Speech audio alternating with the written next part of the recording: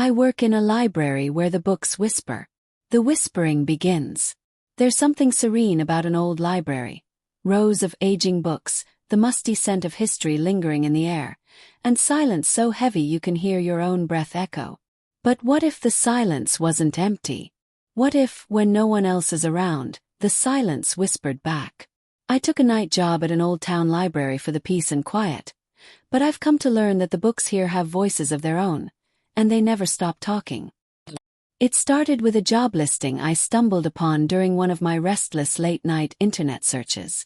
Night library attendant needed. Midnight to 6 a.m. Must be comfortable working alone. Seemed perfect. I was broke, recently fired, and desperate. Besides, I loved books, and a quiet, solitary job sounded like a blessing. The library was in a part of town most people avoided after dark, tucked between abandoned storefronts and a crumbling church with a half-collapsed steeple. When I arrived for my interview, the place loomed like a Gothic fortress, its stone facade stained black by decades of soot and weather. Yet it was still beautiful in a haunted sort of way. Mr. Harrow, the head librarian, was a man of few words. He wore a brown tweed suit, smelled like ancient parchment, and spoke like he'd stepped out of the 19th century. He didn't ask me much, just if I could stay awake and follow a few strict but necessary rules. Rule 1. Never enter the basement archives. Rule 2. Do not attempt to reorganize the special collections room. Rule 3. If you hear voices, don't answer them. Thought he was joking. I even laughed. Mr. Harrow didn't. That first night was uneventful, mostly shelving returns, tidying up reading desks, and updating the catalog on an old laggy computer that looked like it hadn't been updated since Windows XP. The library was empty, save for the distant creaks of the old wood and the soft hum of the ventilation. Nothing unusual. It was around 3 a.m. when I first heard it. I was shelving a copy of Wuthering Heights when I thought I heard someone whisper my name, soft like a gust of air brushing against my ear. I spun around. No one. "Hello," I called out, my voice brittle in the stillness. Nothing answered. Brushing it off as my imagination, I went back to work. But the whispering didn't stop. A few minutes later I heard it again, this time coming from the special collections room. That room gave me the creeps from the beginning. Unlike the rest of the library, it was sealed with a heavy oak door, bound in iron. The key, I had been told, was not part of my duties. Yet somehow the door was slightly ajar. I told myself I'd just close it and leave. Just push it shut and walk away. But as I approached, I noticed a strange sensation, like pressure building behind my eyes. My vision wavered, the air thickened, and the faint whispers turned into fragmented sentences. Turn the page. He's still watching. Don't forget what happened in the dark. Cold sweat broke across my forehead. I slammed the door shut and backed away, my hands trembling. The whispering stopped. I left the library before dawn that morning, making an excuse about feeling sick. Mr. Harrow didn't question it. He just nodded knowingly and told me to steel my mind. The next night I came prepared, with a flashlight, earplugs, and a thermos of strong coffee. I didn't believe in ghosts. I believed in stress, isolation, and sleep deprivation. But deep down, a part of me knew something was off. By the third night, I'd begun to hear the whispers before I even entered the building. They came from the shelves, from between the books, sometimes from books that hadn't been touched in decades. I could almost feel them following me as I moved, like unseen eyes watching from the page margins. It wasn't just my name anymore either. They murmured things I didn't understand, sometimes in Latin, sometimes in voices that didn't sound human. At 4:17 a.m. on my fourth shift, I found a book lying on the center table of the reading room. I hadn't placed it there. I was certain no patrons had been in. It was a small, leather-bound journal with no title. When I opened it, the pages were covered in frantic handwriting. The books know. The books remember. The books speak. Don't listen. Don't answer. I flipped further, and the entries grew more erratic, with words scratched out violently. Some pages were covered entirely in the same phrase. They see you. They see you. They see you. Then I saw something that made my blood run cold. There was a sketch. A man, mouth open in a scream, eyes gouged out, and around him, books. Books with mouths. Pages twisting into teeth. Text bleeding down like ink tears. I dropped the journal. It closed with a sickening finality, as if exhaling. I tried to leave. Couldn't. The front doors, which had opened easily every morning, wouldn't budge. Not even with both hands shoving. The emergency exit wouldn't open either. It was sealed with rusted chains I had never seen before. My phone had no signal. The clock above the librarian's desk was frozen at 3:03 a.m. Then came the laughter. Quiet at first, then louder. Not joyous laughter. Mocking, hollow, echoing from between the stacks. Ran. I didn't know where to. Somewhere away from the special collections room. I ducked behind the reference desk, gripping the edge with white-knuckled hands. My heart pounded. My breath came in ragged gasps. That's when I heard the pages rustling. Not just one or two books, all of them. All at once. Sounded like a forest in a storm. Thousands of pages turning in unison, whispering, murmuring, reciting in different tongues.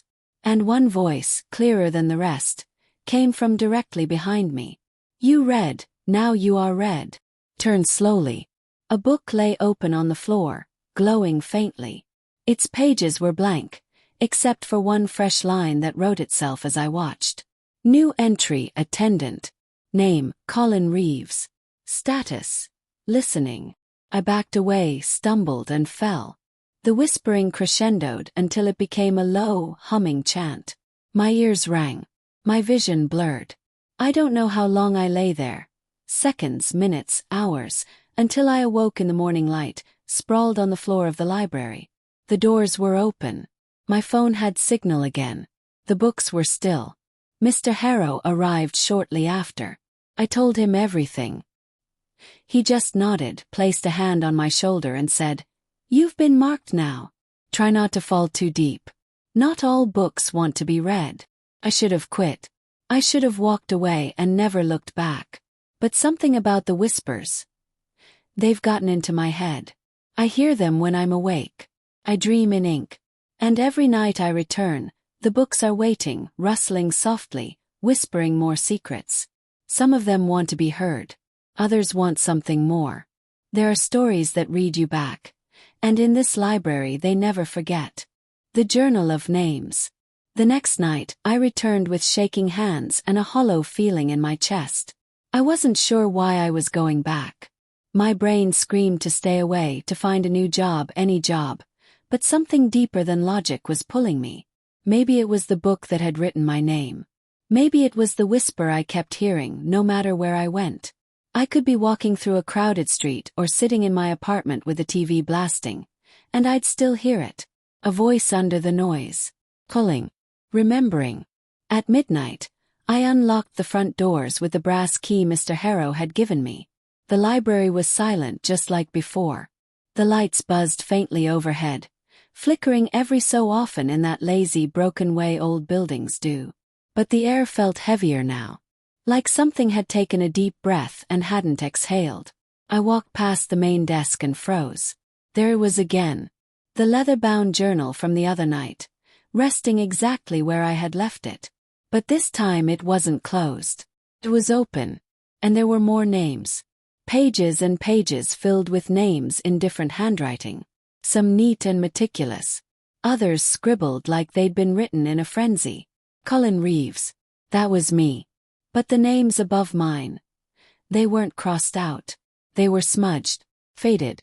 As if they had been slowly erased by time. Or worse, by something trying to forget them. I flipped further back. A name caught my eye. Eleanor Cushing. 1962. In the margin next to her name was a note.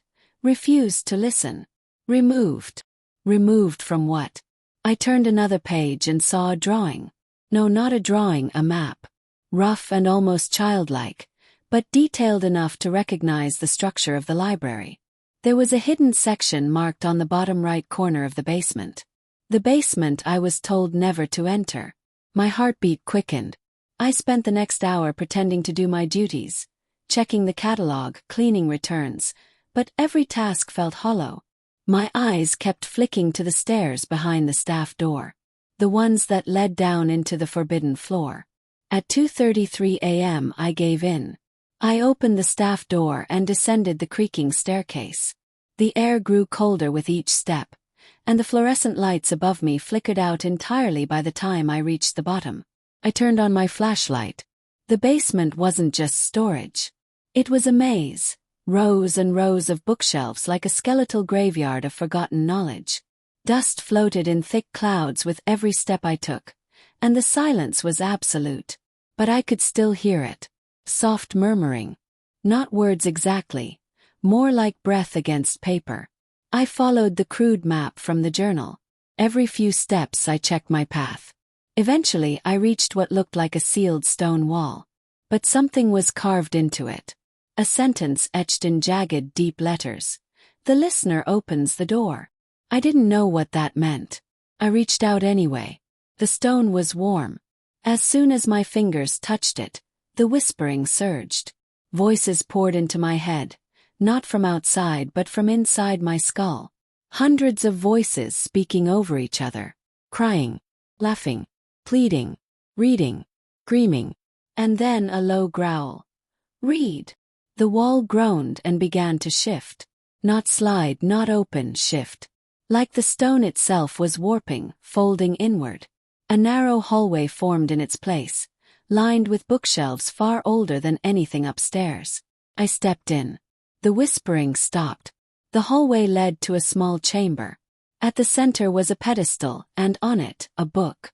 This one was massive, bound in something that looked like stretched hide. No title, no markings, just pulsing like it had a heartbeat. I approached it slowly. As I did, the chamber lights brightened without any bulbs or fire.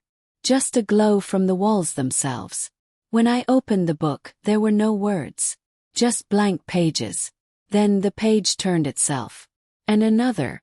And another. As if the book were searching. Finally it stopped. A single word appeared on the page in bold, black script. Colin. The ink bled beneath the name and formed more text. You have heard us. You are part of us. What was whispered shall now be spoken. Backed away. Something moved in the shadows. Behind me between the shelves, a figure stepped out. Thin, impossibly tall, draped in tattered robes that shimmered like torn pages. Its face was covered in loose bookbindings, stitched together, and where its mouth should have been, a screaming void of churning text. I couldn't breathe. Couldn't run. It raised one long-fingered hand and pointed at the book. Another page turned. The listener must write. A pen floated from the pedestal, hovering in front of me. My hand moved on its own. Fingers curled. I reached for the pen like I had no control. The moment I touched it, ink bled from my eyes. I screamed. Images flooded my mind. Places I'd never been, lives I'd never lived. A lighthouse surrounded by black water. A child with no eyes standing in a burning field. A man being eaten alive by books. His screams echoing through silent stacks. Then it all stopped. I was back in the chamber, panting, the pen fallen to the floor. The book was closed. The figure was gone. I stumbled out of the passage, barely aware of my legs moving. When I reached the main floor, the lights were on again. Dawn was breaking through the stained glass windows. And on the front desk was a new journal. It looked just like the one before, but it was newer. The leather was smooth, the pages crisp. The first page had only one line. Attendant, Colin Reeves. Entry 1, the basement. I slammed it shut.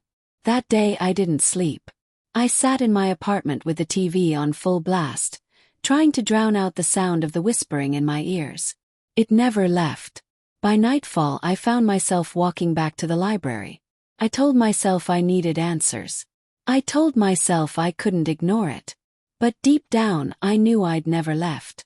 That place had already written me in. And worse, something was still turning the pages.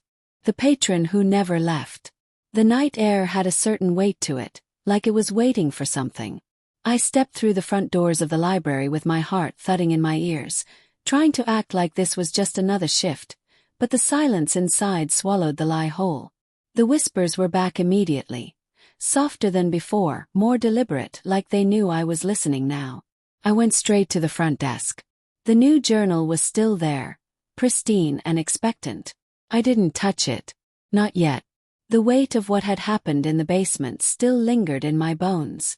I couldn't shake the feeling that something had been added to me, something I couldn't see but could feel, like a second skin beneath mine, cold and paper-thin. Then I saw it. Patron list. Each night we logged visitors, even though nobody ever came in after hours. It was empty, but someone had written on it. Mr. Argus. 3 a.m. Reference section. My hands trembled. I didn't write that. And yet, part of me remembered doing it. Or someone wearing my skin had. I looked at the clock. 2:57 a.m. The reference section was the deepest part of the second floor, where the oldest encyclopedias and town records were shelved. The kind of books that hadn't been touched in decades. I didn't want to go. Every nerve screamed to run, but my legs were already moving, pulled like a puppet toward the stairs. The whispers grew louder with each step. Not many now, just one voice. Rhythmic. Chanting a name I didn't recognize. Argus.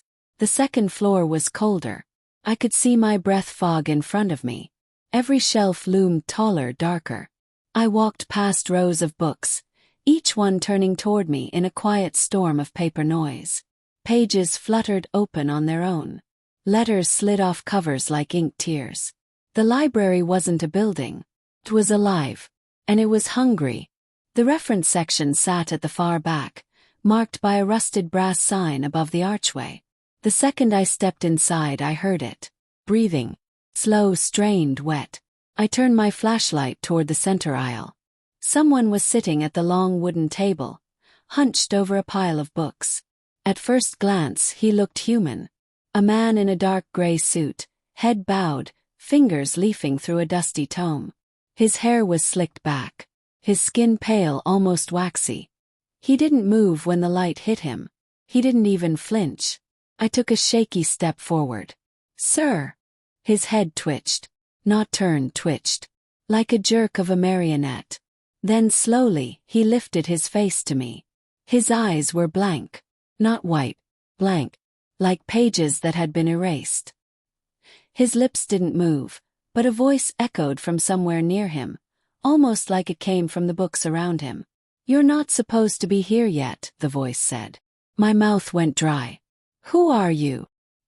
His face cracked at the corners, peeling slightly like aging paper. I was the last one who listened. He stood. Books fell from his lap. His arms were too long, too stiff. His joints bending wrong.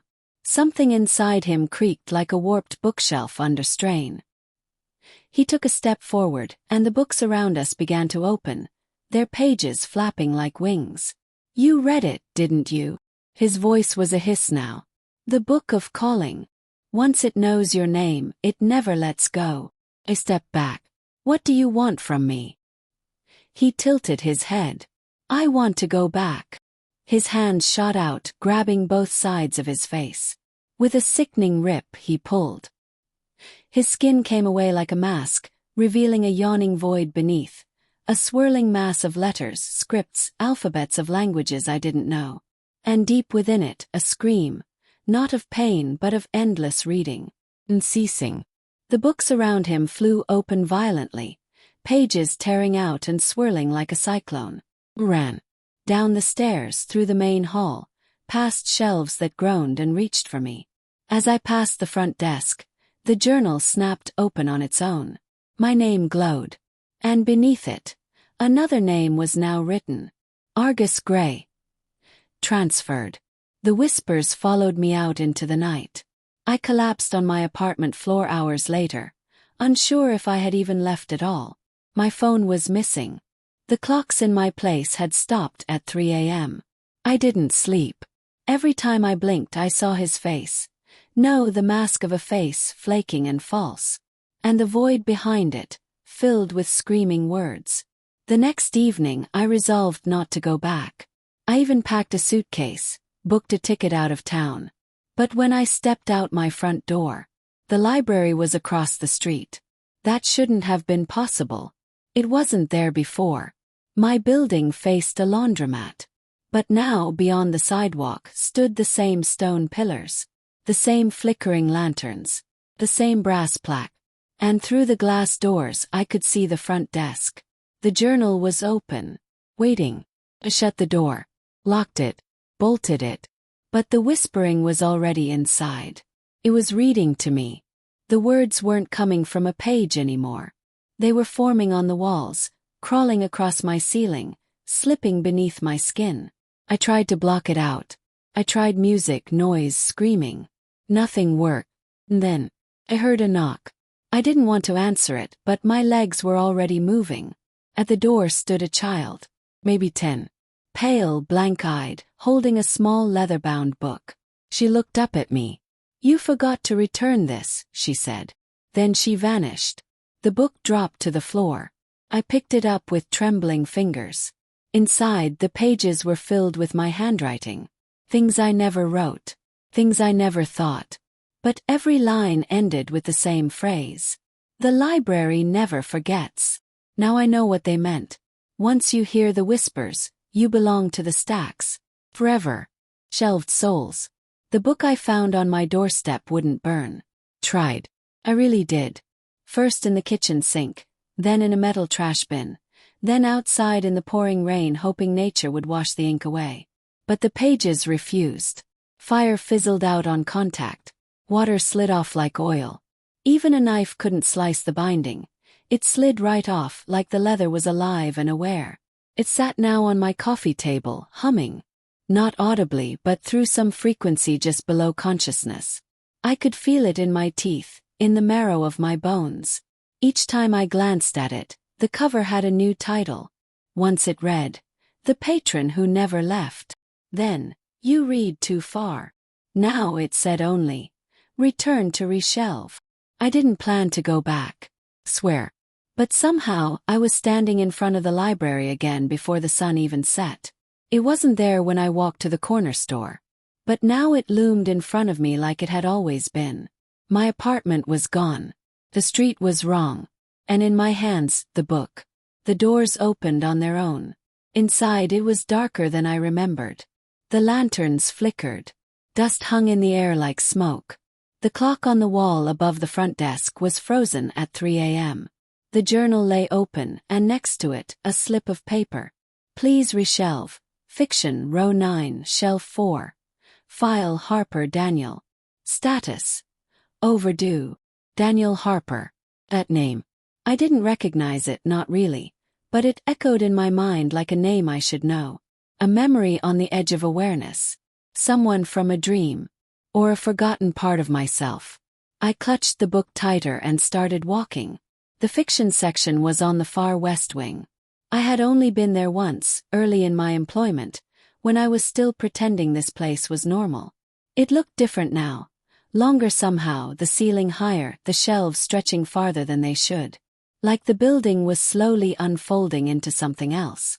Each step I took was echoed, but not by me. Stop. So did the echo. I walked again. The echo didn't return. Instead, I began hearing soft thuds. Pages turning. Low breathing. And then a whisper very close to my ear, though no one was near me. "He's waiting." Row 9 was labeled by a crooked, handwritten sign. The numbers dipped and curled like calligraphy written by a shaking hand. As I turned into the row, the temperature dropped. My breath clouded. The air tasted like dust and ink. Each shelf was packed with books that shifted ever so slightly, as if reacting to my presence. Shelf 4. Found it. And then I saw him. A man stood there, motionless, back turned. He wore a cardigan, tweed pants, his posture stiff like a mannequin. One hand rested on a book that jutted out just an inch too far from the rest. Cleared my throat. "Sir." No answer. I stepped closer, slowly, keeping my hand on the book in my grip. The moment I reached the shelf, he turned. His eyes weren't blank. They were full of words. Spinning, writhing text, like someone had crammed pages behind his irises. He opened his mouth, and instead of speaking, he began reciting passages, sentences, quotes, from dozens of books, maybe hundreds, all at once. It was deafening. The sound didn't just hit my ears, it scraped against my skull, trying to drill into me. I clutched the sides of my head and fell to my knees. The book in my hand glowed, vibrated, then sprang open, its pages flapping wildly. The man, Daniel Harper, I knew now without being told, reached for it. "No," I gasped. "Take it." I shoved the book into the space where the too far out one had been. It snapped into place like a puzzle piece. And then everything stopped. Daniel froze, mouth still open mid-quote. He exhaled, a sigh of unimaginable relief. And then he collapsed into dust. No body, no sound. Just it. I stood there, shaking, staring at the space he had stood in. Then I noticed the shelf. His name was carved into the wood. Beneath it, tiny letters spelled out. Reshelved, Harper, Daniel. Overdue by 6 years. Backed away. The library had been collecting people. Storing them. Like stories. As I made my way out of the aisle, the shelves seemed to shift again. Narrower. Tighter. And between some of the books I saw eyes. Twitching. Mouths just slightly agape. Pages pressed against their faces, holding them in place like bindings. When I reached the front desk again, the journal was already recording. New line. Reshelved successfully. Thank you, attendant. Tendant. That's what I was now. I tried to speak, but the words died in my throat. Because behind the desk was another slip. Please reshelve, horror, row 2, shelf 6. File, Evelyn Moore. Status, whispering. My hand moved to pick it up before I could stop it. And the book was already in my arms. A thick, crimson-bound volume titled, The One Who Listened Too Long. I wanted to cry. But the books don't care about tears. They only want to be read. The Whisper Index. The red-bound book trembled faintly in my arms. It vibrated not from fear nor anger, but anticipation, like it knew where it was going. Like it had been waiting for this moment longer than I'd been alive. The name on the slip burned into my mind. Evelyn Moore. Status, whispering. My steps echoed down the main corridor of the library. Each light overhead dimmed just after I passed beneath it, plunging the path behind me into increasing darkness. As though the building itself didn't want me to turn back. The further I walked, the more I understood. You never leave the library until it's done with you. Horror. Woe 2. Shelf 6. That wing was unlike any other. Cold not physically but emotionally.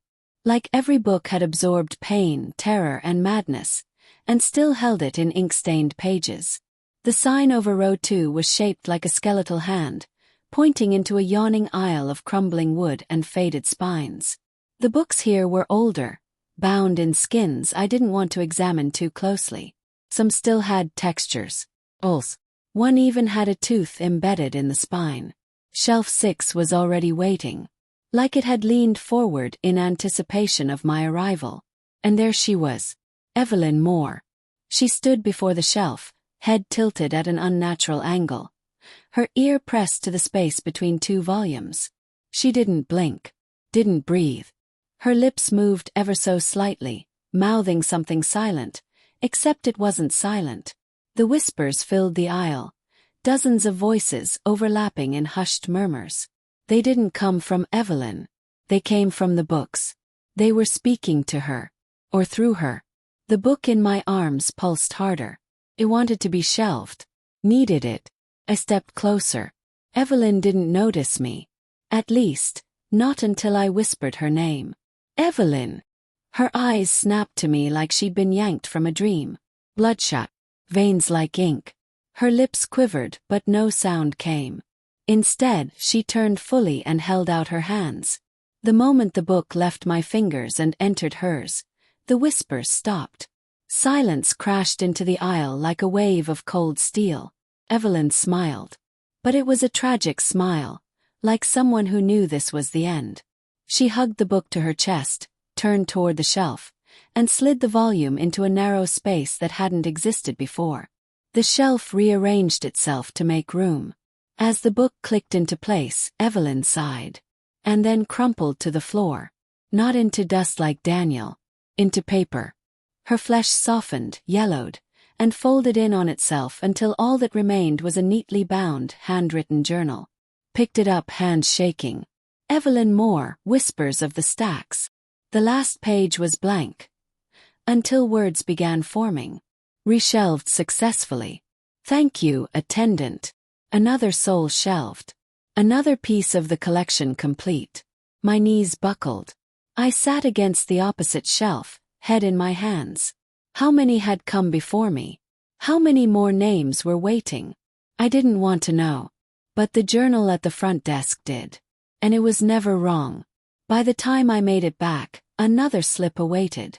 Please reshelve, biography, row 4, shelf 2, file, Atticus Lane. Status. Reading himself. Froze. That name. I knew that name. 'Cause it was mine. The book was already on the desk. A heavy, worn tome with a familiar scent. My cologne, my apartment, the faint trace of the ink I used in my journals. The cover read, Atticus Lane. Final chapter pending. I staggered back. No, I whispered. No, this can't be. The shadows in the room seemed to lean closer. I heard breathing, my own but doubled. Echoed from every corner. And then a voice, mine and not mine, whispered from the book's pages. You've been reading yourself this whole time. Open the book. It was a diary. My diary. Every moment since I entered the library was recorded in exquisite, horrifying detail. My thoughts, my fears, the choices I almost made. Even things I'd forgotten were written plainly on the page. And at the bottom of the last entry. He now knows he cannot escape. He understands his purpose. He returns the final book and becomes part of the collection. The journal behind the desk opened without my touch. A new entry etched itself in glowing ink. Attendant status. Complete. Reshelve file. Stood hollow. Walk toward biography. 04. Shelf 2. The shelf was empty. Waiting. I raised the book. My hands moved on their own. As it slid into place, a wave of memory flooded me. Every moment in the library, every whisper, every soul shelved. Understood. The library was not just a building. It was a record. A living, breathing archive of every story too dangerous to be told. Every soul too haunted to remain outside. And I was one of them now. As the book clicked into place, the world tilted. My vision blurred. I felt myself stretching thin, like ink spreading across a page. And then, stillness, silence. A light flickered on near the front desk. A girl entered. Young. Curious. She looked around and picked up the journal. Read the first line. Welcome, attendant. Reshelve with care. The books began to whisper again. And the library waited for its next story. The archivist. The new attendant's name was Lila. I could tell just by the way the journal wrote it before she even introduced herself. Attendant Lila Drew. Status. Initiated. She stood at the front desk, blinking at the slip of paper as though waiting for someone to jump out and laugh, confessing it was all some elaborate prank. But no one laughed in the library. Ever. Lila hesitated. The book in front of her was slim, cloth-bound with no title. Just a string of numbers carved into the spine. 04261999. She opened it. Blank. But then, slowly, as if stained by invisible ink bleeding through time, words appeared. He used to speak to shadows before they whispered back. He called them imaginary. But they weren't. They were rehearsing. Lila closed the book quickly. She turned in a circle, taking in the library. The whispering had already started. Soft like moth wings behind her ears, barely discernible from her own thoughts. She left the desk, the journal clutched tightly in her fist. She wandered for a long while. Through the language wing, where every book corrected her pronunciation as she passed. Through the obituaries, where the covers pulsed like heartbeats and some titles were nothing but sobs written in ink. Eventually she found the door. The one I had never dared open when I was alive. The archivist was carved in iron above the frame, each letter crusted in rust and ash. No one had mentioned this room to me. Lila placed a trembling hand on the handle. It was warm. Not just warm, alive. The door opened without a sound. Inside, the room was impossibly vast. Bookshelves spiraled up into the dark like trees growing from a paper forest. But unlike the rest of the library, this space wasn't empty. A figure stood in the center, 7 feet tall, thin as thread. Its body was wrapped in layers of paper, crumpled and worn, fluttering with every tiny movement. Its face was featureless, except for where eyes should have been. In their place were 2 round holes from which whispers poured out, like wind through a haunted flute. It tilted its head as Lila entered. The whispers paused, then restarted, different this time. Stronger, personal. They were her thoughts. The ones she hadn't even spoken aloud. The ones she was ashamed of. The archivist wasn't whispering at her. It was whispering her. Lila fell to her knees. But the figure didn't approach. Instead, it lifted one long branch-thin arm and pointed to a single book lying open on a pedestal in the center of the room. She rose slowly and walked to it.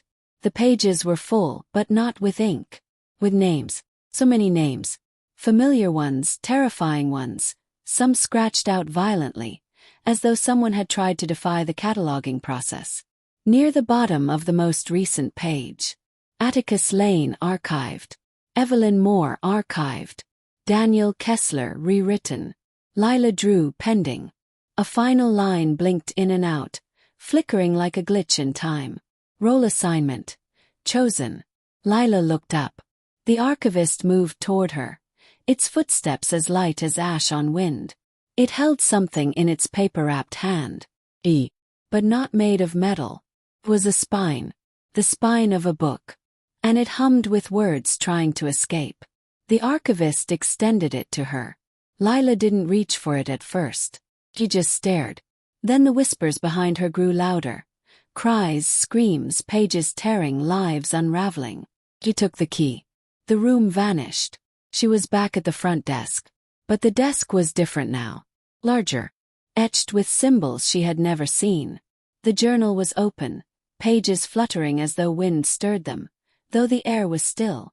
And then, clear as bells echoing through fog. New archivist installed. Lila tried to run. The front door was gone. The walls shifted behind her. Books reshelved themselves violently as if rewriting the architecture of the building. She screamed. And the sound was absorbed. By the walls. By the books. By me. I felt her terror through the pages. 'Cause I was in the pages now. I watched from the spine of my own biography, trapped in time, unable to move. But I remembered. I remembered everything. Every whisper, every book, every soul we'd buried in ink. And I remembered something the old woman had once said to me during my first week. The library doesn't take, it records. The taking is just part of the filing process. Lila stood at the desk, pale and wide-eyed, as the library reshaped itself around her. She was no longer an attendant. She was the one above the attendants. And she was already changing. Her skin paled to the hue of parchment. Her eyes flickered with unread words. The whispers began to echo from her mouth, involuntarily. She tried to scream again, but all that came out was a sentence, one not hers. The archivist must not forget. The archivist must not read her own book. The journal snapped shut. A new file appeared. It was thin, covered in blood-red leather. On the cover, the girl who read herself into power. It whispered. And Lila, despite herself, opened it. As she read, the words crawled into her veins. And I knew. The library had what it needed. But not what it wanted. Because some stories refused to end. The reading room. The reading room had always been locked. Even when I was alive, when I still had hands that could turn keys and a voice that could ask questions. I never found a way inside. The door had no keyhole, no handle. Just a carved sigil that pulsed slightly when you got too close, as if it were breathing. Now Lila stood before it. The sigil no longer pulsed, glowed. She had become the archivist, whether by fate or force, and the library had begun responding to her presence like a creature shifting under a new master. Hallways restructured when she passed. Doors previously bricked over revealed themselves. But none of that had prepared her for the reading room. The whispering around her grew quiet the moment she touched the door. Then one single voice, low and distant, said from nowhere, "You may read only what has not yet been written." The door split down the middle and slid apart like pages being turned. Cold air washed over her, smelling of candle wax and something ancient, something buried. The room was enormous and round, lit by flickering lanterns with no flames, only shadows twisting in glass globes. Tables were arranged in spirals, each one stacked with books wrapped in chains, others dripping ink like open wounds. At the very center stood a single chair, high-backed, carved from black wood, and wrapped in thorned vines made of quills. The chair of authors. Lila stepped inside. The door closed behind her without a sound. Immediately something was different. The whispers were gone. Silence pressed in like deep water. Then the books began to move. One by one they trembled, their pages fluttering as if gasping for air. A few screamed, high, shrill cries that vanished as quickly as they came. Others sobbed quietly, their covers bending like spines under grief. But one, only one, opened itself. Its title appeared in curling black smoke on the first page. The Story of the Unwritten Ending. And beneath it, a single line. This story can only be finished by the one who has become the library. Lila touched the page. The world flipped. She was no longer standing. She was inside. Not just metaphorically. Literally. She stood in a void made of ink, her feet sinking slightly with every step. The sky above was parchment-colored, and stars blinked in black dots, forming constellations shaped like sentences. Around her half-formed stories wandered like ghosts, men with missing faces, women with mouths stitched shut, children laughing without lungs. They noticed her. They recognized her. And they approached. "Author," one whispered. "Archivist," hissed another. "You are the end." She backed away, but the stories followed. Closer now. Their forms grew clearer with proximity.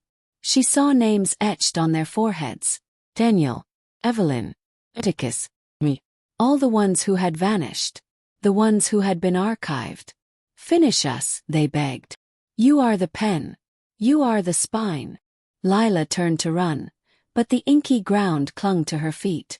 From behind, a voice said calmly, "You opened what was never meant to be read."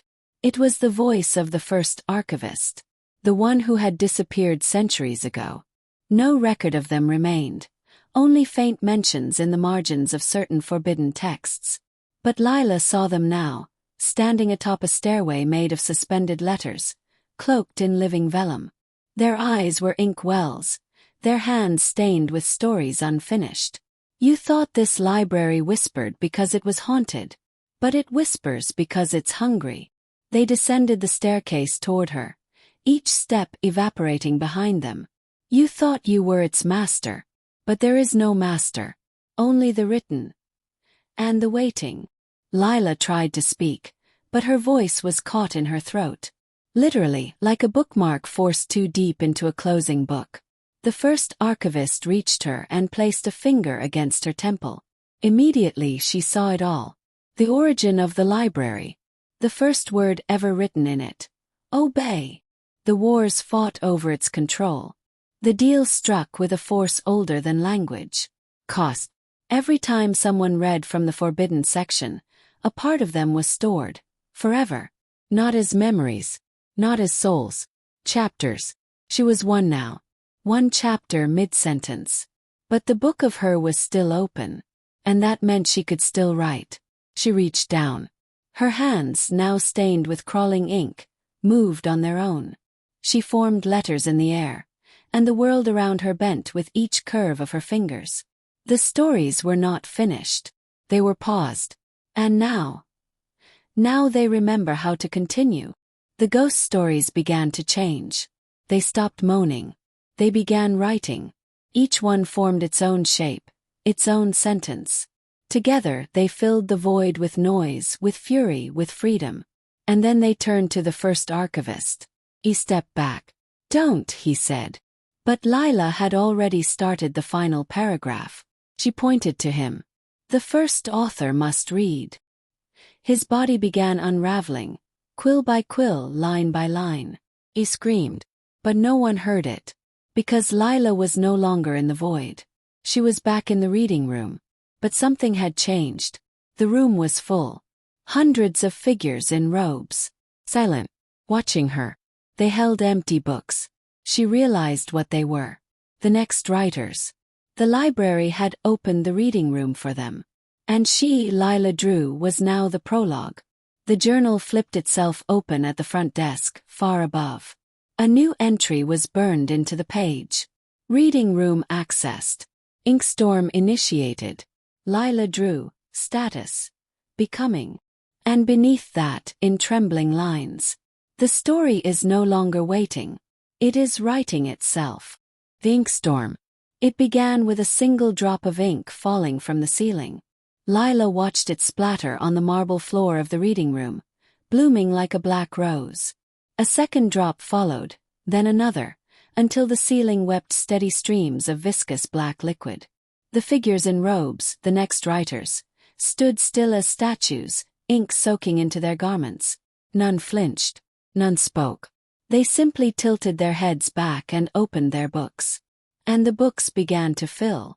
Not by pen. Not by hand. The ink rained directly into the pages, forming words, sentences, and entire chapters in an alien script that shimmered with a living pulse.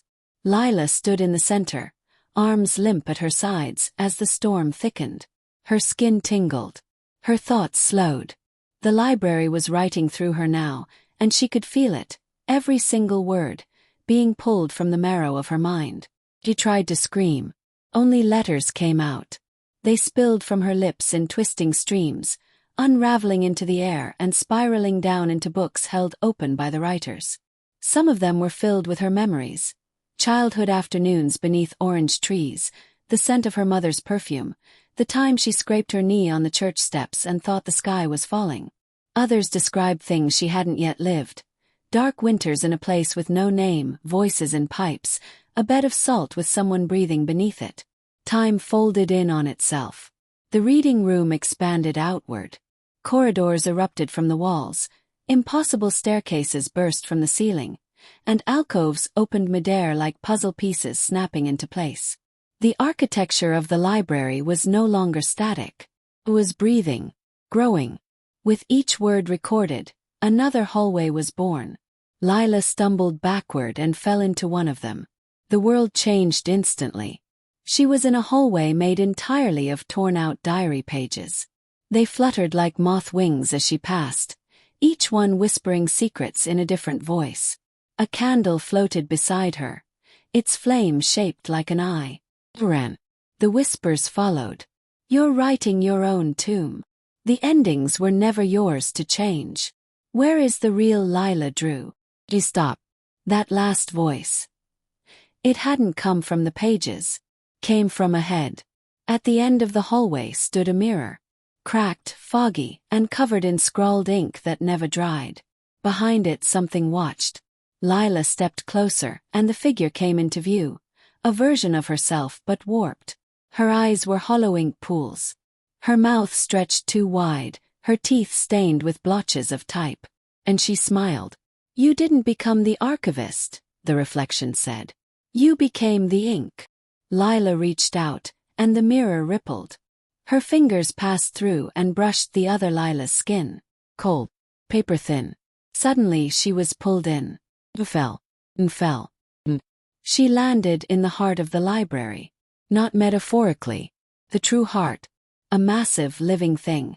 A grotesque clockwork beast of ink-stained wood, bone shelving, and thousands of quills scratching by themselves. Its breathing echoed like thunder. Its eyes were chandeliers made of dripping manuscripts. Its ribs were the spines of banned books. She stood on a narrow ledge high above the center.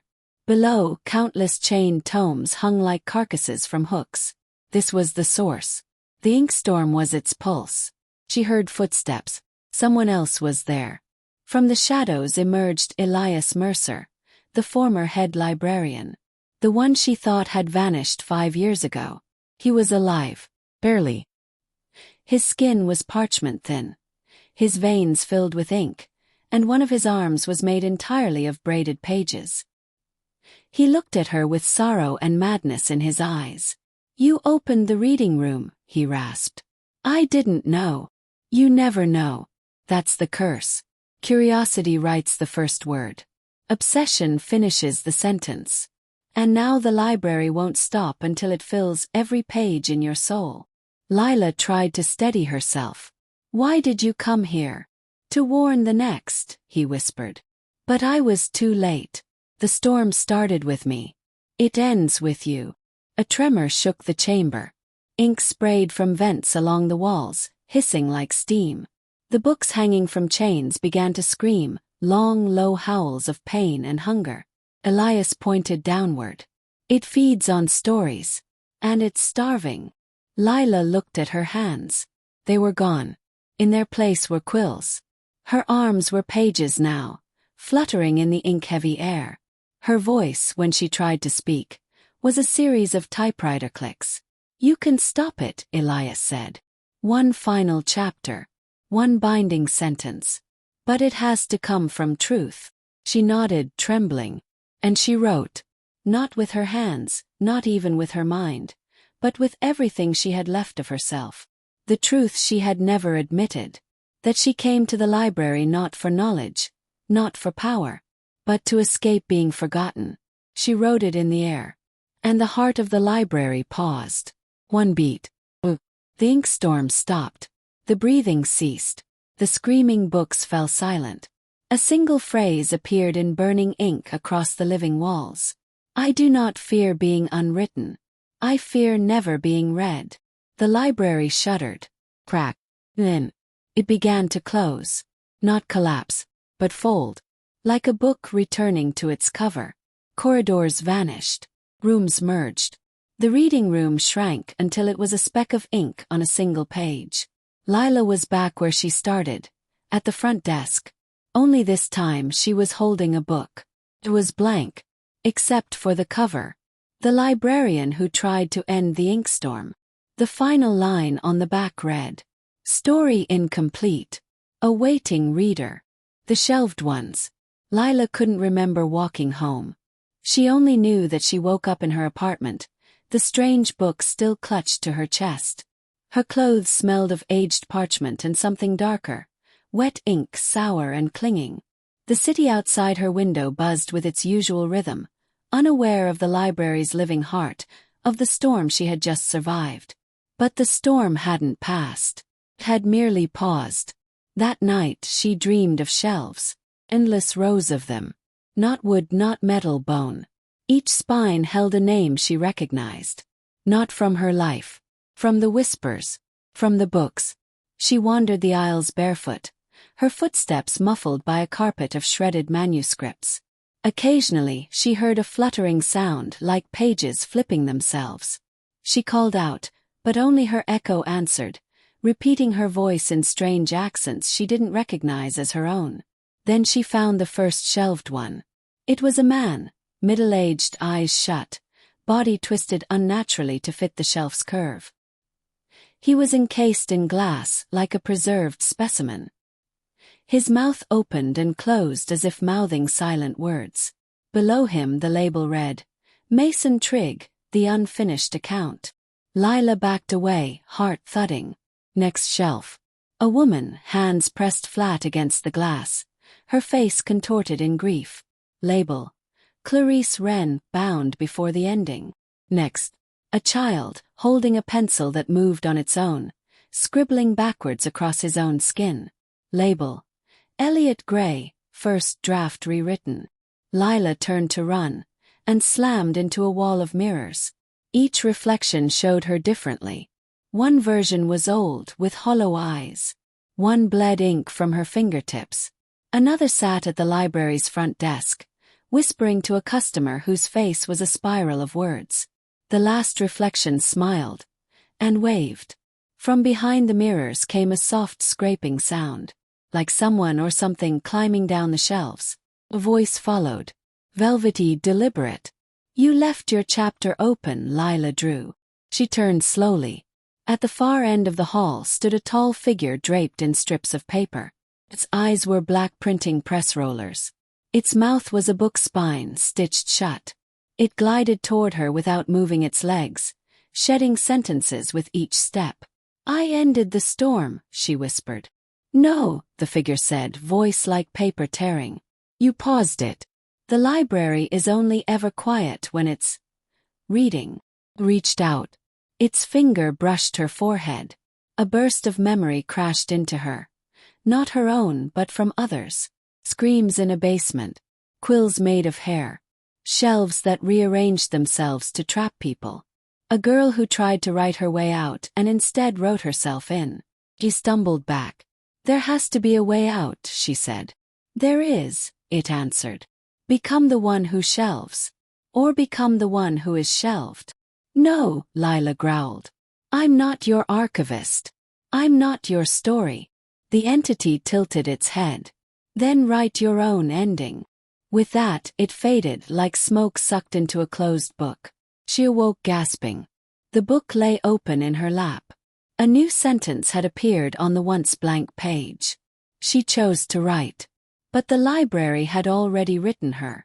She snapped it shut and threw it across the room. It landed on the floor and crawled slowly toward her bed. She moved out the next morning. Tried to forget. Tried to live. But every night, new books appeared in places they shouldn't. On her kitchen counter. In the microwave. Balanced on her window ledge. Whispering in her mother's voice. Their covers bore her name in fonts she'd never seen. The titles varied. Chapter 6. Lila Begins Again. Interlude, A Day Without Whispers. Final chapter. One evening her doorbell rang. No one was there. Just a package. Inside, another book. This one with no cover, no title, just a lock. And a key taped to the back. She considered burning it. But the key was warm. And she was already turning it before she realized what she was doing. Inside, blank pages. Then a single paragraph formed before her eyes. The librarian is still being written. And the library remembers her. That night she returned. Not physically. She found herself walking the corridors again in a dream. Or was it? The floors had grown slick with spilled ink. The chandeliers above now dripped letters, pooling into sentences on the marble. Every sound echoed endlessly, bouncing like ideas desperate for paper. She was met by an old woman this time. Eyes sewn shut with thread made from syllables. She held a single candle whose flame flickered in Morse code. "You want to change your story," she rasped. "Yes. You can't. But you can change how it's told." Lila blinked. The old woman handed her a quill. No ink. Just the feather.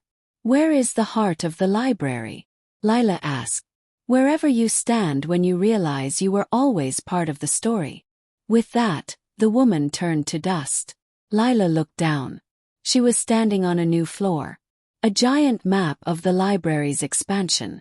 In the center, a new name burned into the marble. Drew Annex. A section named after her.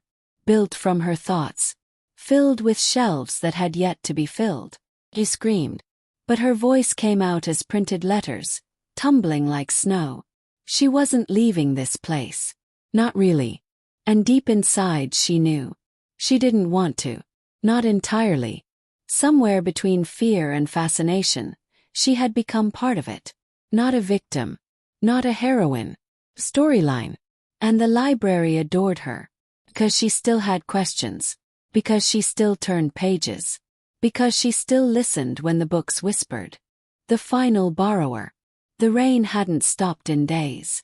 Fat droplets pounded the city like angry punctuation marks, hammering windows, soaking streets, turning everything gray and muffled. But inside Lila's apartment, the silence was unnatural. Not the peace of solitude, but the kind that warns you you're not alone. She hadn't gone back to the library in days. Not physically. But it had come to her. Books appeared faster now, sometimes whole stacks, fresh and damp as if pulled from deep underground. Her fridge groaned when opened, revealing crumpled tomes in place of food. Her phone buzzed with messages in dead languages. The floorboards creaked in Morse code. And the latest mirror she looked into hadn't reflected her at all. She knew it was time. The lockbox under her bed had never been opened. Not until that morning when she found the key inside her mouth. Inside the box, a single card. Thick, yellowed. On it bold black print. Final borrower Lila Drew.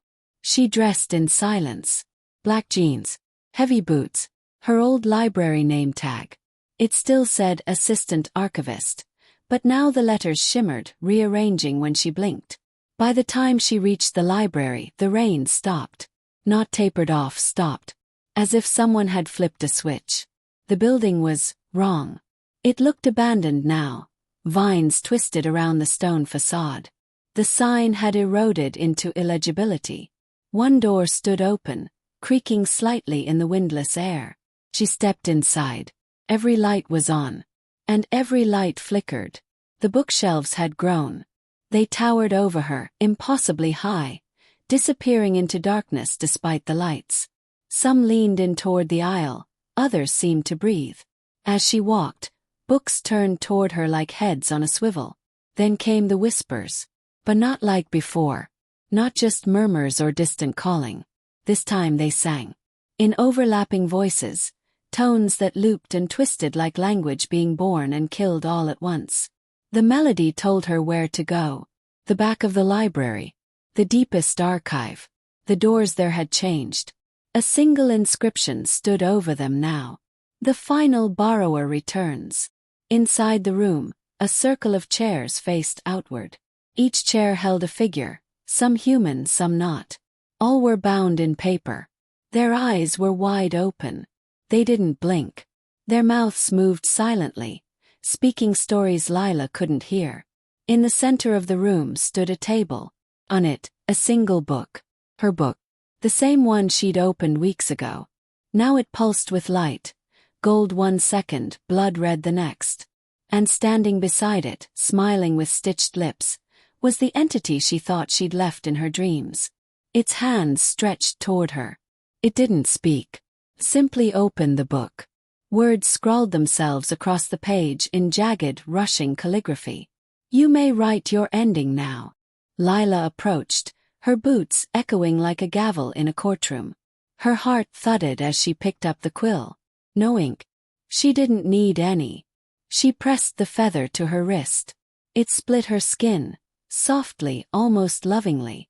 Blood ran down in thin rivulets. She dipped the quill. And she began.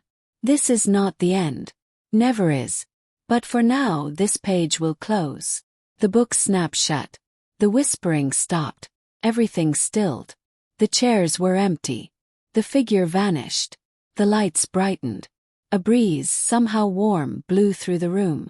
And the scent of old paper turned sweet. When she opened her eyes again, Lila stood in the main atrium. Daylight streamed through the windows. The library looked ordinary. Smaller. Messy. The shelves no longer watched her. The books no longer breathed. People were inside.